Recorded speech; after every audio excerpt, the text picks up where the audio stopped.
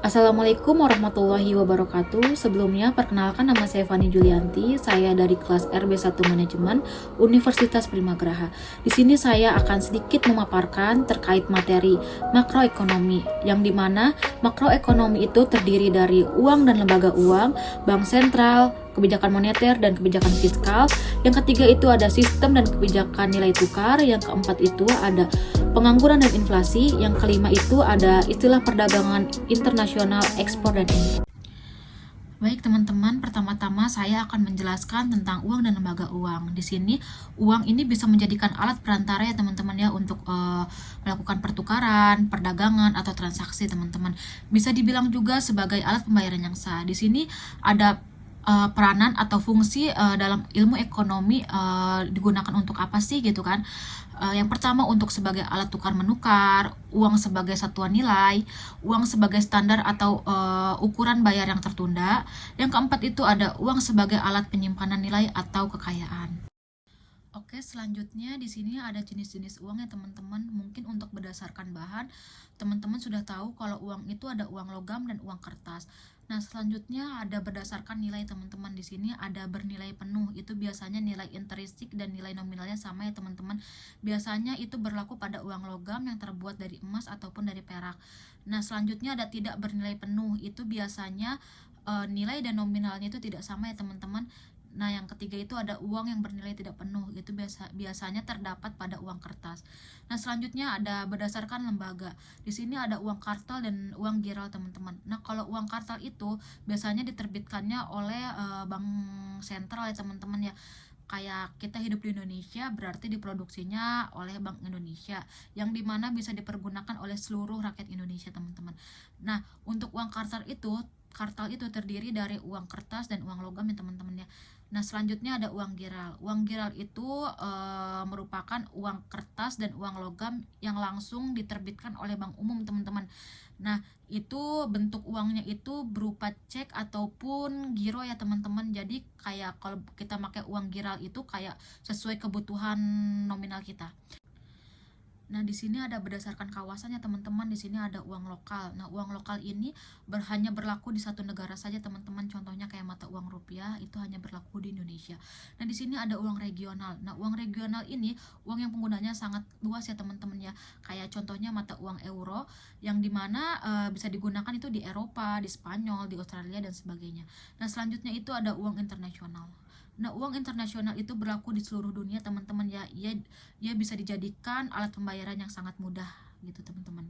Nah, untuk standar pembayarannya itu adalah dolar Amerika teman. Selanjutnya ada uang digital ya teman-teman.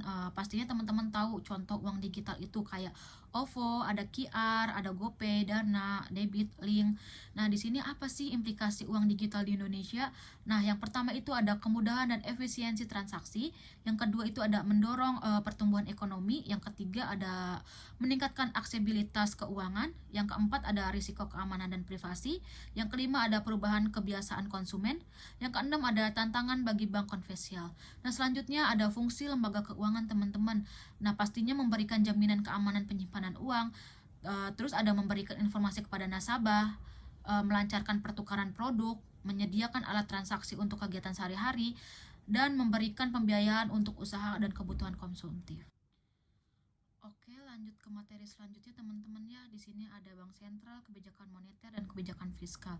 Di sini ada bank sentral. Bank sentral itu adalah suatu institusi yang bertanggung jawab untuk menjaga stabilitas harga atau nilai mata uang yang berlaku di negara tersebut, teman-teman.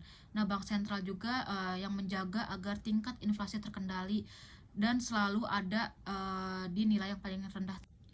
Nah, di sini ada kebijakan moneter dan kebijakan fiskal ya teman-teman. Nah, untuk kebijakan moneter itu kayak kebijakan ekonomi yang digunakan pemerintah untuk otoritas moneter. Nah, yang kebijakan fiskal itu merajuk ke kebijakan yang dibuat pemerintah untuk mengarahkan ekonomi suatu negara menjadi lebih baik, teman-teman. Kayak kayak melalui pengeluaran pendapatan atau pajak pemerintah. Nah, di sini ada tujuannya teman-teman ya, tujuan dari bank sentral, dari kebijakan moneter dan kebijakan fiskal. Nah, untuk bank sentral itu tujuannya untuk kestabilan terhadap barang dan jasa. Yang kedua itu kestabilan terhadap mata uang negara lain. Nah, untuk kebijakan moneter itu operasi pasar terbuka bank sentral dapat mempengaruhi penawaran atas jumlah uang, teman-teman. Yang kedua itu ada suku bunga diskonto, yang dimana suku bunga diskonto itu yang menjalankan kebijakan moneter kuantitatif, teman-teman ya.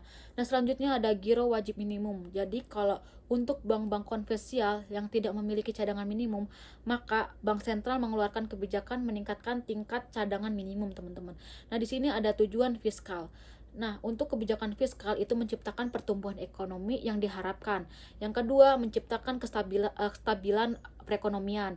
Yang ketiga, menciptakan keadilan dalam distribusi pendapatan. Yang keempat, ada menciptakan lapangan pekerjaan. Materi selanjutnya ada sistem dan kebijakan nilai tukar. Sering disebut juga dengan kurs. Apa sih kurs itu? Nah, kurs itu adalah harga satu unit mata uang asing dalam mata uang domestik, atau dapat juga dikatakan harga mata uang domestik terhadap mata uang asing. Selanjutnya di sini ada nilai tukar dan perekonomian. Di sini ada 3 nilai ya, teman-teman ya. Yang pertama ada nilai tukar dan inflasi, yang kedua ada nilai tukar dan neraca perdagangan, yang ketiga ada nilai tukar krisis perekonomian. Baik teman-teman, di sini ada faktor-faktor yang mempengaruhi nilai tukar dan ada perkembangan sistem dan kebijakan nilai tukar di Indonesia. Nah, di sini ada faktor-faktornya. Yang pertama ada faktor pembayaran impor, yang kedua ada faktor aliran modal keluar, yang ketiga ada kegiatan spekulasi. Nah, selanjutnya ada perkembangan. Pada prinsipnya, tujuan kebijakan nilai tukar tidak jauh berbeda dari dua hal pokok sebelum diberlakukannya Undang-Undang Nomor 23 Tahun 1999 dan diperbarui dengan Undang-Undang Nomor 3 pada tahun 2004. Tujuan kebijakan nilai tukar lebih banyak ditekankan pada menunjang keseimbangan neraca pembayaran. Nah, di sini ada kebijakan nilai tukar pada periode perjuangan kemerdekaan itu pada tahun 1945 sampai 1959. Nah, di sini ada kebijakan nilai tukar pada periode ekonomi terpimpin itu ada di tahun 1959 sampai 1966. Nah, di sini juga ada kebijakan nilai tukar pada periode stabilitas, rehabilitas, dan pembangunan ekonomi itu pada tahun 1966 sampai 1983.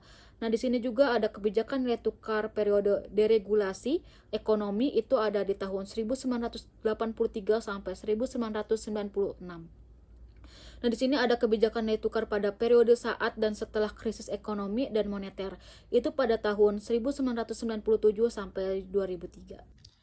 Baik, materi selanjutnya di sini ada pengangguran dan inflasi. Nah, untuk pengangguran menurut Sukirno itu adalah tenaga kerja dalam bidang perekonomian yang aktif tetapi belum berhasil mendapatkan pekerjaan tersebut.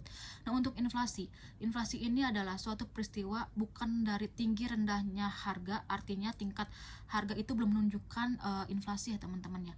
Di sini inflasi juga merupakan indikator untuk melihat tingkat perubahan. Nah, di sini ada sebab akibat pengangguran dan inflasi. Nah, untuk pengangguran biasanya itu jumlah tenaga kerja dan jumlah lapangan kerja itu tidak seimbang ya teman-teman ya. Nah, bisa terjadi juga kemajuan teknologi, keterampilan dan pengalaman, permohonan tidak sesuai, terus kriterianya kurang pendidikan, terus kemiskinan, PHK, dan masalah geografis. Nah, di sini ada inflasi ya teman-teman ya. Sebab akibat inflasi itu ada meningkatnya biaya dan produksi, uang yang beredar tinggi, dan permintaan meningkat. Oke, baik, ini ada materi terakhir ya teman-teman ya, istilah perdagangan internasional ekspor dan impor. Nah, apa sih perdagangan internasional itu? Jadi perdagangan internasional itu adalah kegiatan perdagangan yang dilakukan dua negara terlebih ya teman-teman ya. Nah, tujuannya dari perdagangan internasional itu untuk apa sih?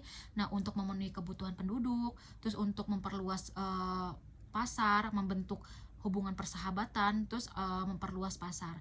Nah, perdagangan internasional juga dapat terjadi melalui beberapa cara, yaitu ada ekspor, impor, barter, dan konsumsi teman-teman. Selanjutnya di sini ada manfaat perdagangan internasional dan ada kerugiannya. Nah, di mana ada manfaat biasanya ada kerugiannya teman-teman ya. Nah, untuk manfaat perdagangan internasional di sini dapat membentuk hubungan persahabatan antar negara, dapat menciptakan efisiensi dan spesialisasi, dapat meningkatkan kemakmuran negara, dapat mengurangi pengangguran, mentransfer ilmu, pengetahuan serta teknologi. Di sini ada dapat menstabilkan harga. Nah, untuk kerugiannya teman-teman, di sini ada nilai tukar yang berbeda, kebijakan ekonomi yang internasional, terus terjadinya konflik pada suatu negara, kegiatan ekspor dan impor terlalu lama, kualitas sumber daya manusia yang rendah, dan organisasi ekonomi yang regionalnya pada suatu negara. Selanjutnya di sini ada ekspor dan impor. Nah, ekspor itu mengeluarkan barang dari daerah pabean. Nah, daerah pabean itu apa sih? Daerah pabean itu suatu daerah milik Republik Indonesia yang terdiri dari darat, perairan, dan udara. Nah, selanjutnya ada impor.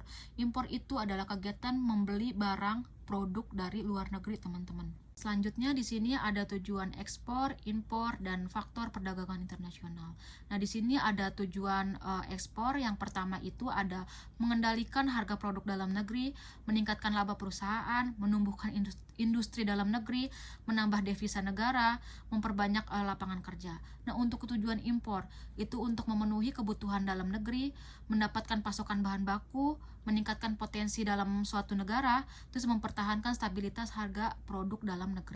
Di sini ada faktor perdagangan internasional. Yang pertama itu ada revolusi informasi dan transportasi, ketergantungan, liberalisasi ekonomi, keunggulan komparatif, dan ada kebutuhan devisa. Baik teman-teman, cukup sekian presentasi dari saya. Kurang lebihnya mohon maaf. Wassalamualaikum warahmatullahi wabarakatuh.